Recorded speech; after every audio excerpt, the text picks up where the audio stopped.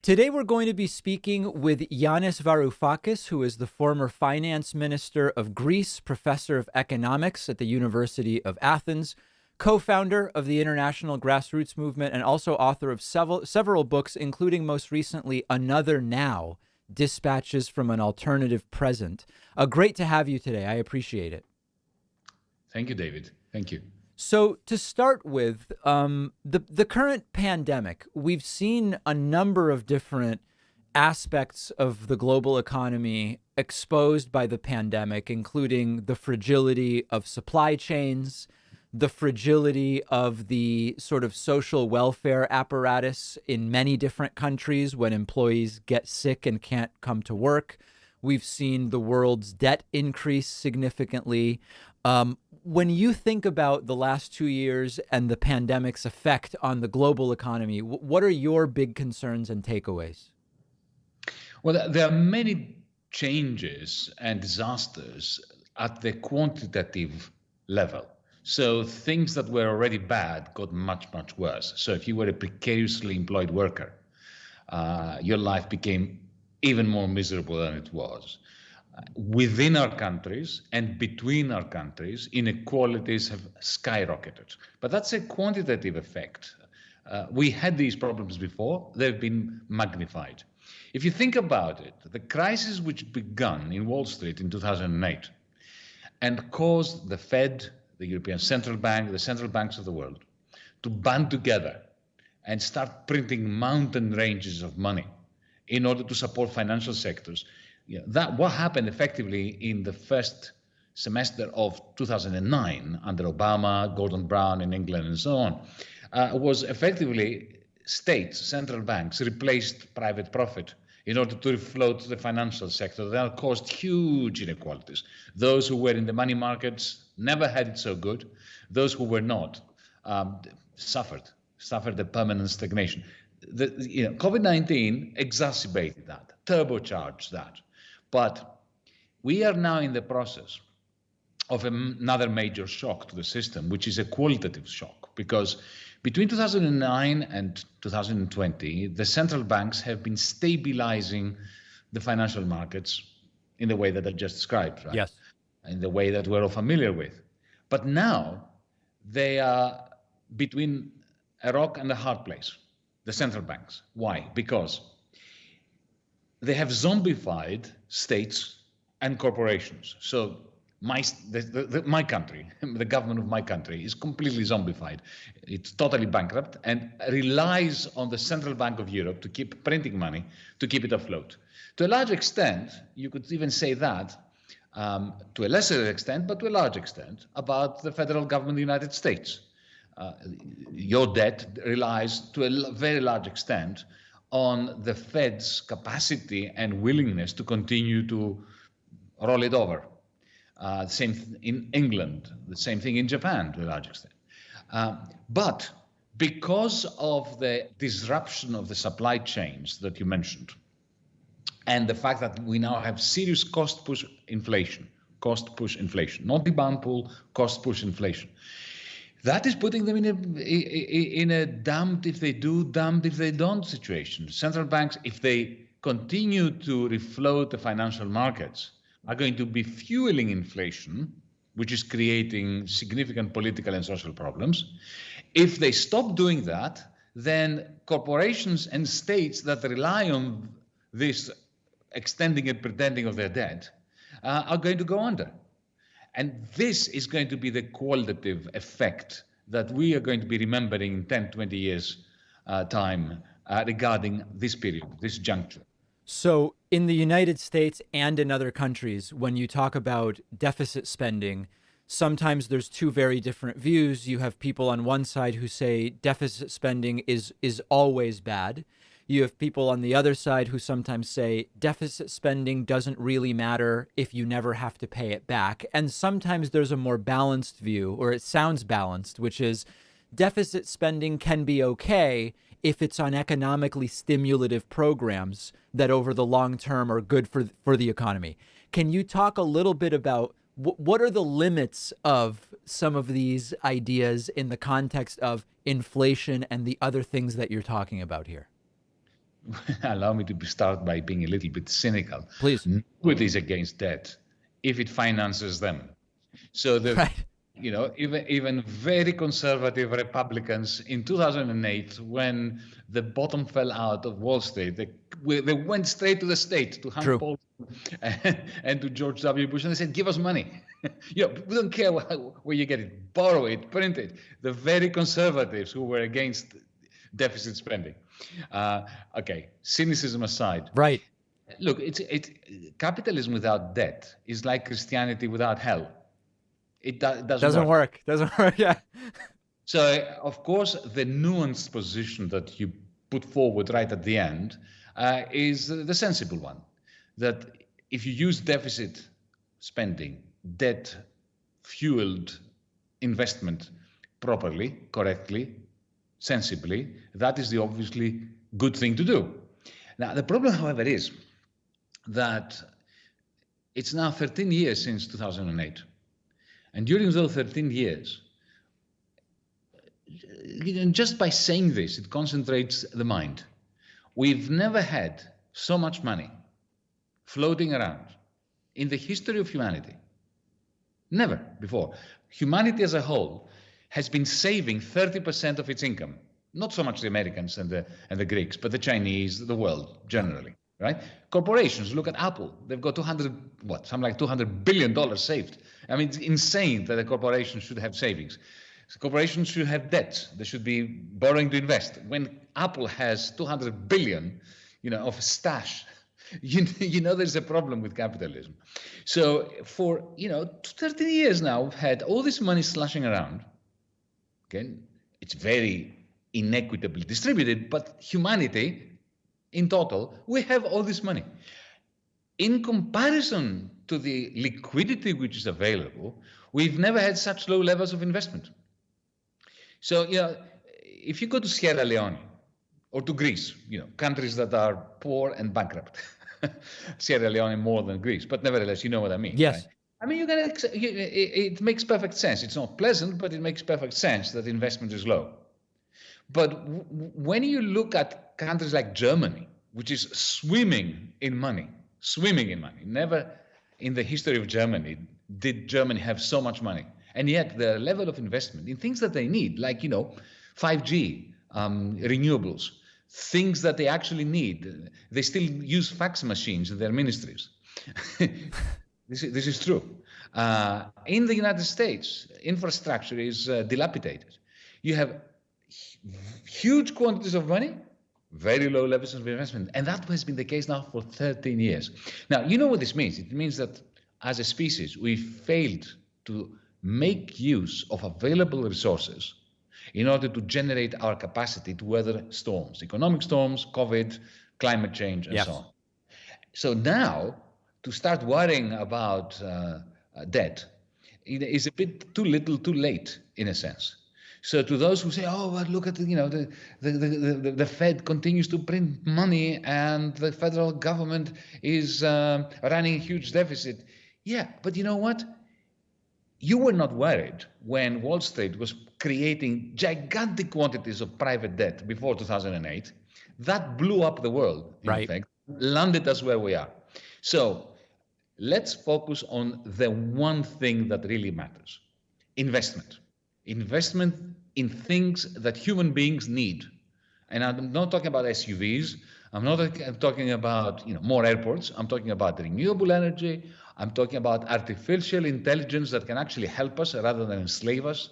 I'm talking about social care. I'm talking about healthcare, education, the things that will make life for humans better on this planet and which will allow this planet to continue to allow us to exist on it in terms of climate change.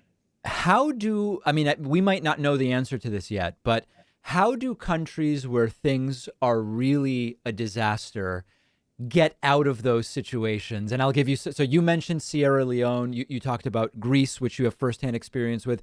I'm from Argentina. Argentina now has had administration after administration of disastrous different types of policy, none of which has served the vast majority of the people, and the problems continue to get worse and worse. Do we know for sure yet in sort of the modern world that countries can truly get out of these disastrous situations? And if so, what are the types of paths out? Oh, we certainly can. Because, as I said before, it's not that we don't have the money or the resources. This is why we are a stupid species, because we are not impecunious. We have the resources, we have the money, the savings are there. We're just not putting it into use. I mean, think about it. Just for 1 second, David, if I may say this. Please. For the last 13 years, okay, in order to stimulate the economy, our central banks have been printing money. Let's not judge them for that. They've been printing money. The question is, what did they do with this? Yes. They gave it to Bank of America, to Deutsche Bank, right? To Barclays Bank. And what did these banks do?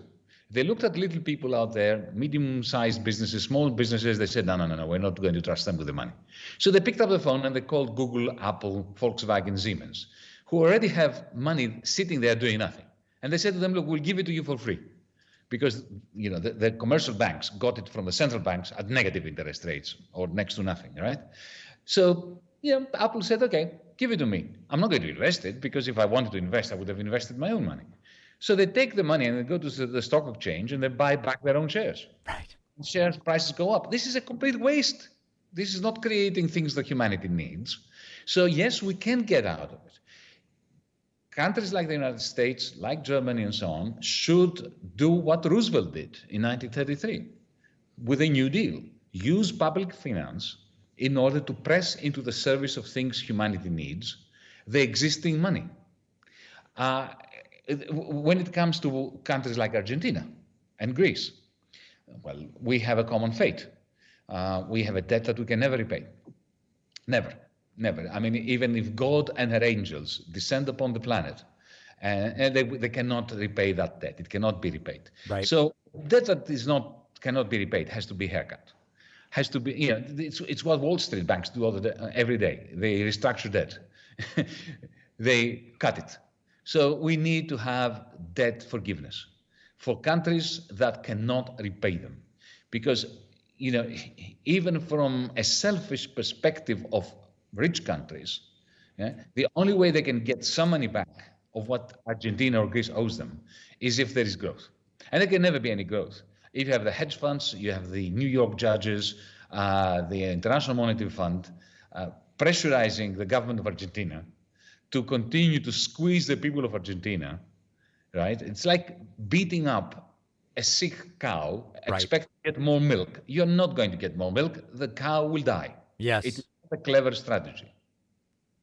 Do you believe that we are already in a post-capitalist world?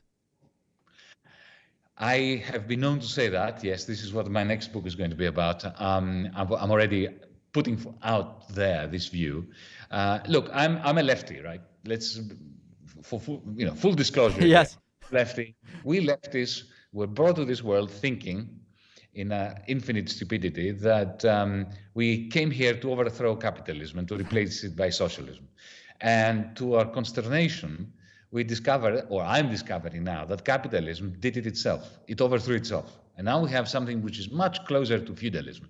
And my fellow leftists hate me for saying this, because they think that, my goodness, if we are not here to overthrow capitalism, what's our purpose in life? And the answer is, to come clean and to accept that now capitalism has been allowed, to a very large extent by the failures of the left over decades and centuries, to morph into something far more oppressive, far more exploitative, and far more dangerous for the human species. I call it Techno Feudalism. Talk about what you mean by that, Techno Feudalism. Well, okay. Think of what happens the moment you enter Amazon.com. You exit capitalism. You enter something that resembles a feudal fiefdom, because it's a digital world belonging to one man and his algorithm. His algorithm determines what product you are going to see, what product you are not going to see. If you're a seller, how you can sell it, how you cannot sell it, whom you can approach amongst the customers, whom not.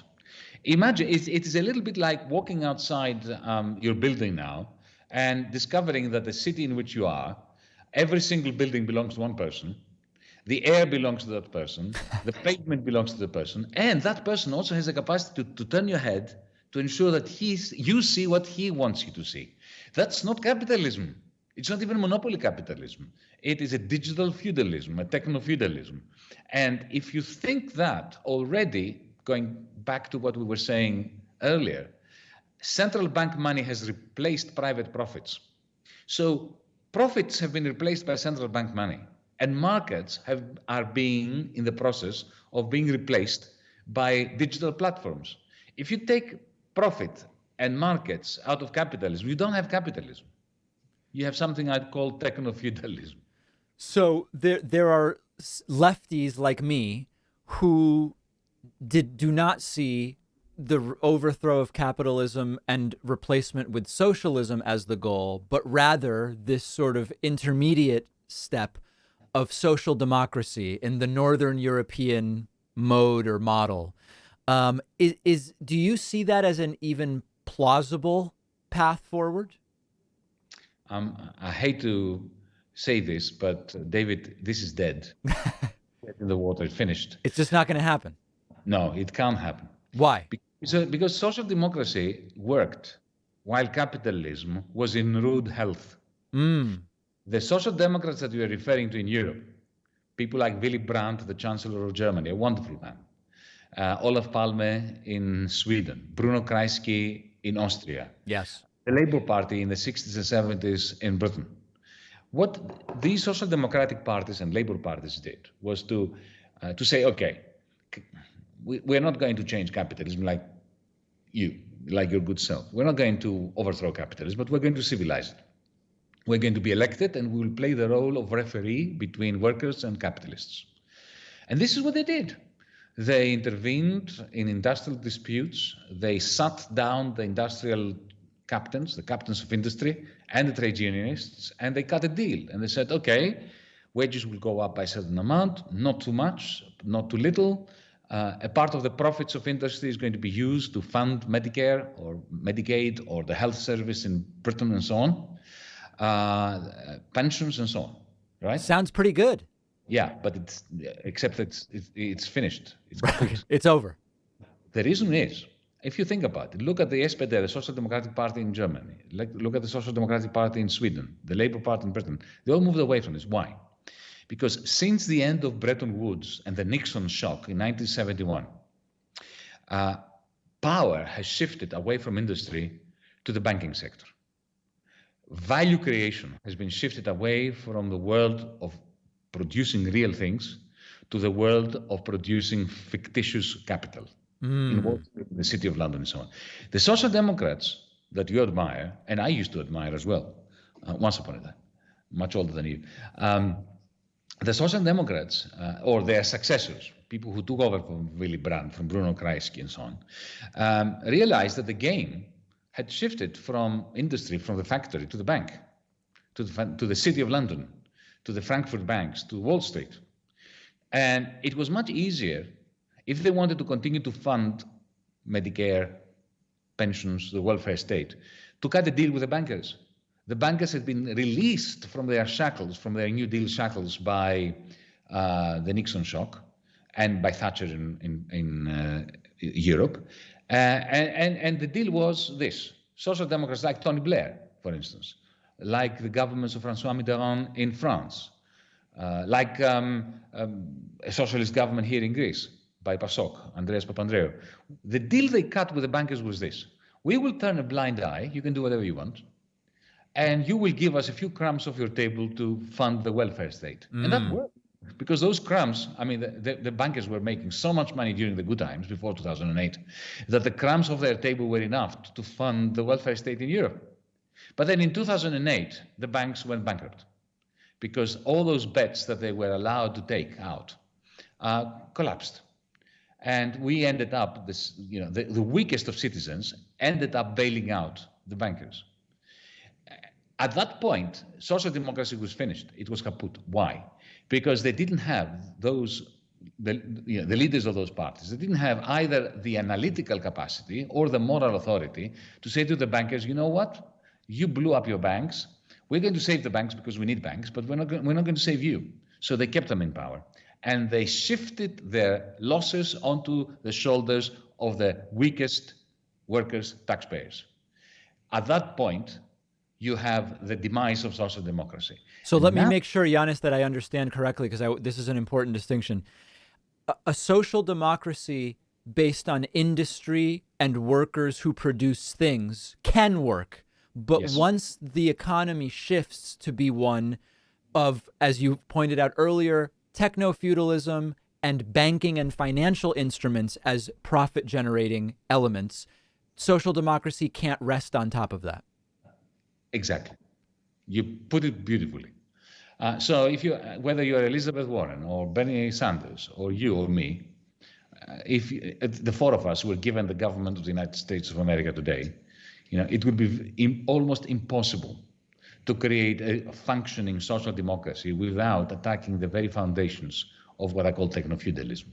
What do you do with Facebook, or Meta, as he calls it now? Yeah. What do you do with Wall Street? How do you regulate? You cannot regulate. They are 10 steps ahead of you. It is impossible to break up. Theodore Roosevelt, not Franklin Roosevelt, broke up Rockefeller Standard Oil. Right. Okay. Every state's Standard Oil is a separate company. Every town's Standard Oil is a separate company. Now, you cannot do that with a networked company like Facebook. The whole point about Facebook is that your friends on Facebook, come from everywhere. You cannot break up this company. And by taking WhatsApp out of Facebook, you're not accomplishing much, because WhatsApp is not profit-making anyway. So this digitalized, financialized world we live in is simply not prone to the social democratic remedies of the past. We need something far more radical, and that's why I wrote my Another Now, because the question is what? How people kept asking me, if you don't like what you have now, capitalism, techno feudalism, call it what you may, what's the alternative, mate? And this was a very difficult question. So in the end, I felt the need to write a novel in order to answer it. And I encourage everybody to read the book, by the way. It's very, very interesting. One thing, the last thing I want to talk to you about, I don't want to keep you too long over our time. Cryptocurrency. Cryptocurrency has been so polarizing, and in particular in high debt countries, there are many evangelists.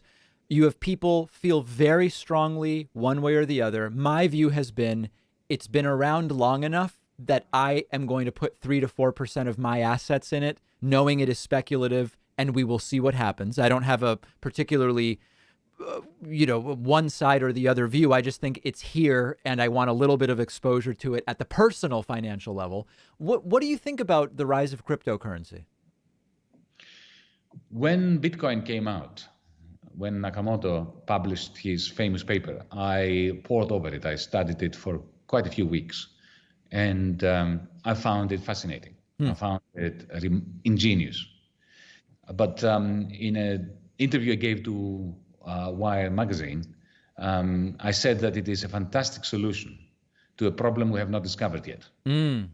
By that, what I meant, and I stick to that assessment, is that it's not a currency. Cryptocurrencies are not currencies, and they cannot replace dollars and pounds and euros, and they should not replace them. It would be catastrophic if we replaced fiat money with cryptocurrencies. That will create a new oligarchy, and it would cause massive depressions. Primarily because the quantity of those currencies cannot be adjusted to economic conditions. So imagine if we had Ethereum or Bitcoin instead of the dollar and the euro in 2020, when lockdowns reduced incomes by 15%. What would if we didn't have the capacity to print money and throw them at the problem, then the recession in 2020 would be much, much worse than what it is. Now, the advocates of Bitcoin would say, no, Yanis, that's a feature, not a bug. By having a limited supply, it is not, you are not going to have the inflation problems that printing the additional money creates. This is what they would say. Yeah, but that just goes to show how ignorant they are, how dangerously ignorant they are. I mean, I hear such talk. Look, think of what happened in your country in 1929. under the Herbert Hoover administration. Yes. It's exactly what the Bitcoiners say. The Hoover administration, the moment Wall Street went pear-shaped, and the Great Recession began, which then turned into the Great Depression. Yes. What the administration did was to follow the lead of the Bitcoiners, of the gold bugs, to say, okay, now what we need to do is tighten our belt, certainly not print money, and let the market look after itself. The result was the Great Depression, the grapes of wrath. And if that mentality was ruling the roost in the Fed to 2020, we would have had a lot more victims, a lot more deaths of hunger, actually. If this kind of I call it the dangerous fantasy of apolitical money that Bitcoiners and the evangelists of the various cryptocurrencies. But having said that, I do believe that blockchain is remarkable, and smart contracts along the Ethereum line can be very useful when it comes to creating decentralized systems of keeping records to begin with, mutually trustworthy records. And also when it comes to money, I'm a strong advocate of central bank blockchain-based digital currencies. That, I think, will be the future. Wow. Wow. Absolutely fascinating. We've been speaking with Yanis Varoufakis, former finance minister of Greece. The most recent book is Another Now, Dispatches from an Alternative Present, which I can highly recommend. So great having you on. I really appreciate your time today. I enjoyed it. Thank you, David.